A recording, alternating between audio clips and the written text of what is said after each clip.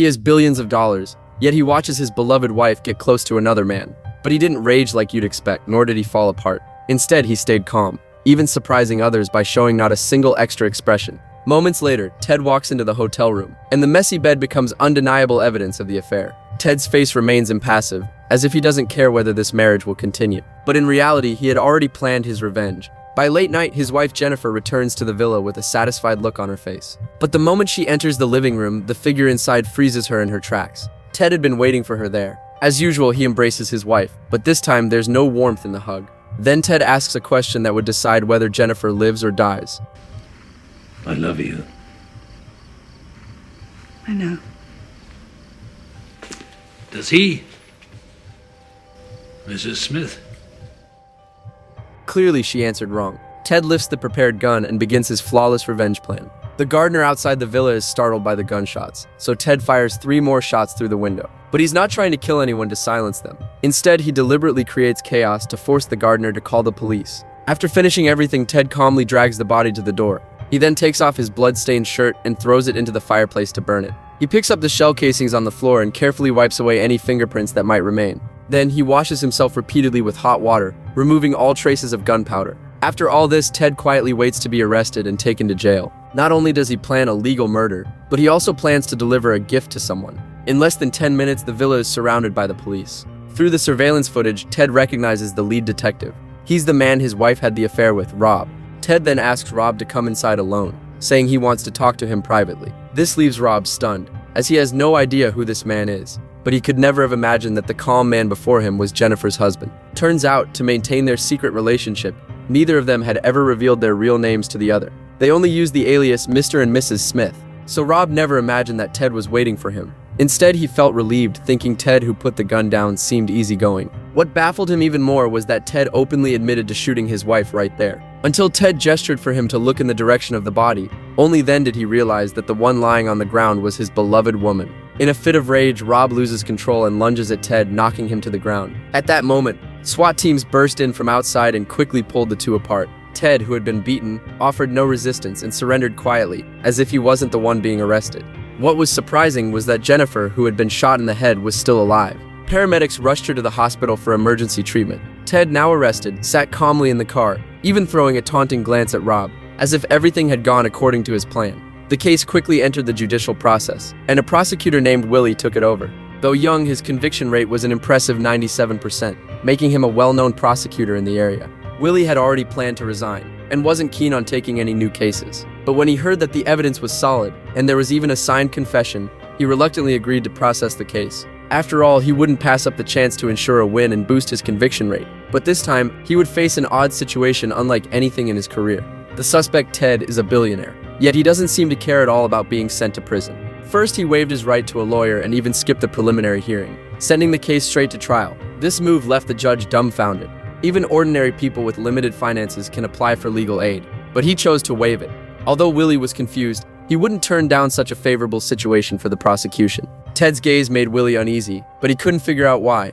After the hearing, Rob approached Willy, suspecting something was off, and advised him to be extra cautious. But for Willy, who had nearly a 100% conviction rate, there was no way he could lose such a watertight case. However, when he attended a networking event at his new law firm, he received a call from the police. The police told him that the gun, which was supposed to be used as evidence, showed no signs of being fired and couldn't be used. At first, Willy didn't take it seriously because he was sure the murder weapon was hidden somewhere in the villa. But the police couldn't find any gunpowder residue on Ted, nor any blood on him. The shell casings at the scene had no fingerprints either. So Willy took everyone back to the villa for another search. But apart from the missing 4 bullets, there were no other firearms. Even without the weapon, Willy could still convict Ted with the witness testimonies in the confession recording. But to be safe, he had the police continue searching the villa until they found the gun. Then he went to the prison, hoping to extract some useful information from Ted. But Ted had already had his private investigator look into Willy, and he knew all about his past. When Willy interrogated and probed, Ted always dodged the key points. He even used a story about eggs to hint to Willy. No matter how perfect the plan, if you observe closely, there will always be a flaw. And Willy's flaw was that he loved to win too much, along with his arrogance due to his 97% conviction rate. But he never expected that this seemingly clueless old man, in terms of his familiarity with courtroom procedures, was no less knowledgeable than him, the professional prosecutor. In fact, he was even more astute. Even so, Willy still didn't take Ted's words seriously because he had the signed confession in hand. On the second day of the trial, Willy confidently presented Ted's confession and strong witness testimony. After their conversation yesterday, Willy thought Ted would argue fiercely today. But when the trial began, the sharp old man from yesterday had turned back into a fool. No matter how unfavorable the testimony from Willy's witnesses was to Ted, he didn't care at all. He even started drawing in court, completely acting like a newcomer who didn't understand judicial procedures. It wasn't until the key witness, Rob, took the stand that Ted finally put down his pen. When Rob detailed what happened that night, Ted slowly stood up and raised an objection. But instead of defending his actions, he threw out a shocking piece of gossip that stunned everyone in the courtroom. I'm sorry, Alan, but what would you call it legally when the officer who arrested you was having sexual intercourse with your wife? You know, I think it's objectionable. It's rather disgusting, what I think, but I don't know, maybe I'm wrong. With just one sentence, Ted instantly reversed the situation. At this moment, Rob's face turned pale. His anger and shame overwhelmed his reason, and he lunged at Ted.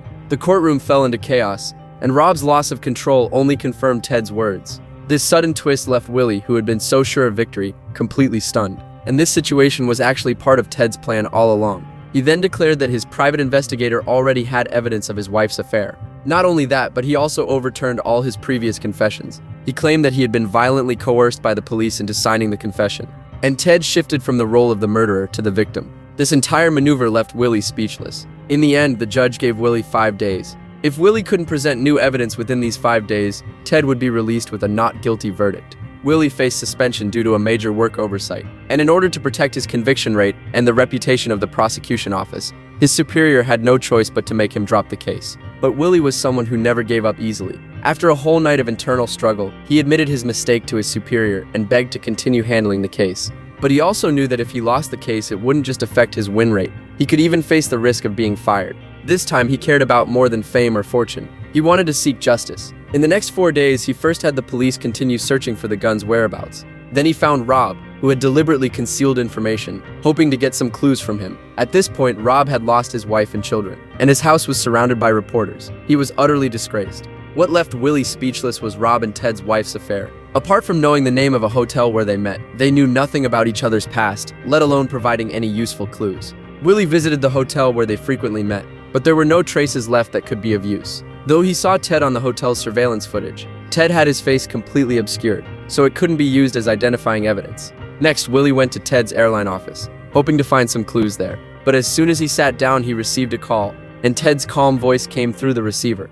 Hey, Willy, old sport, how's it going? You got some new evidence, have you? I'm trying to help you. You're in a bad place and you've nowhere else to turn. Okay, I'm gonna hang up. Do me a favor, will you, pal? Ask Tina to cancel my wife's tickets. Yeah, we had plans to travel, you see. Get away, so to speak. I don't think Jennifer's gonna make it, Willy. Do you?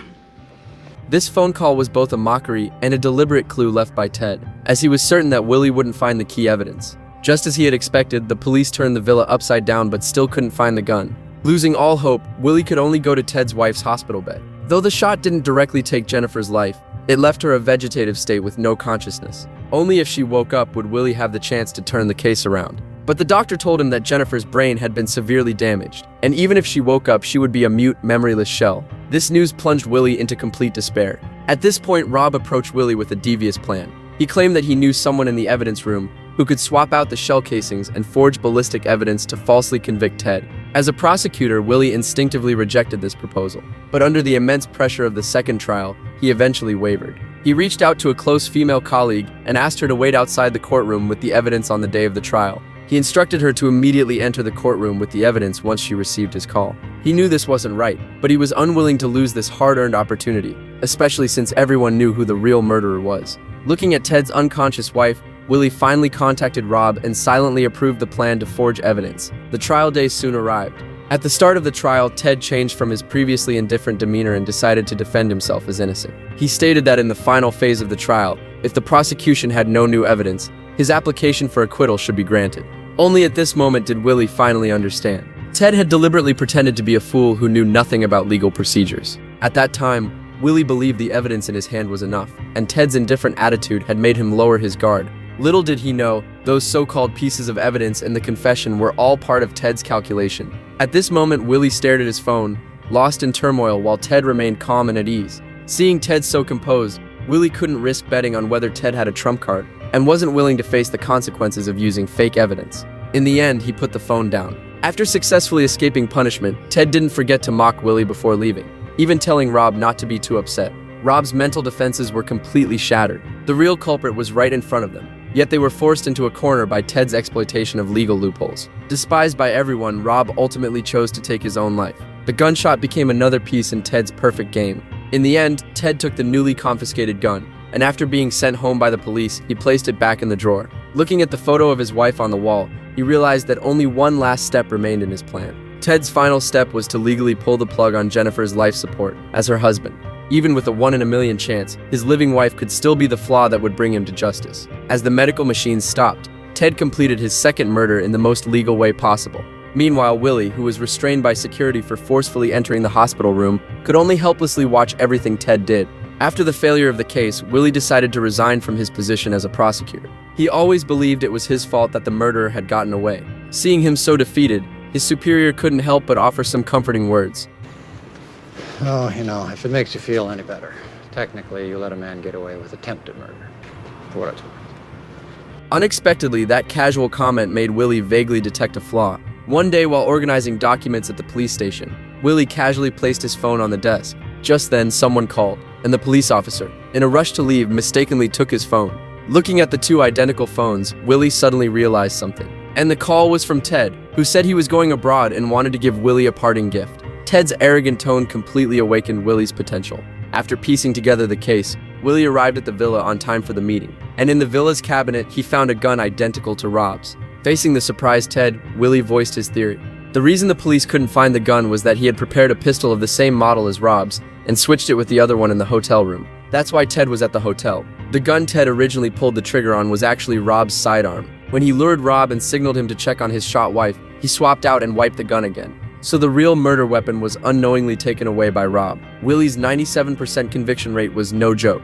His reasoning was spot on, and Ted couldn't help but admire him. But Ted was unafraid. It was too late for Willy to reverse the case now, because the law states that the same crime can only be tried once. Even if Ted's wife revived and came forward to testify, the court wouldn't re-accept the case. But Willy laughed after hearing this. While it was true that the court wouldn't re-accept the same case, Jennifer was still alive back then. Now Ted had used his rights as a husband to completely take her life, and this didn't align with the charge of attempted murder. So this time, it was a fresh murder charge, a flaw that Ted himself handed over to Willy. Ted accounted for all the legal loopholes, but he forgot the most deadly flaw. It had always been hidden in his own arrogant self-righteousness. In the end of the movie, Willy charged Ted with first-degree murder on this new charge, and the case was reopened. This time, Ted wasn't as calm as before. In place of that, he had his expensive legal team by his side. Ted's capture was never about filling legal loopholes. It was the inevitable collapse of human arrogance. Justice may be delayed, but it will never be absent. True wisdom and strength come not from trampling on the rules with calculations, but from guarding justice with reverence. May we move forward with this warning, navigating through the fog of human nature and preserving the unbreachable boundaries.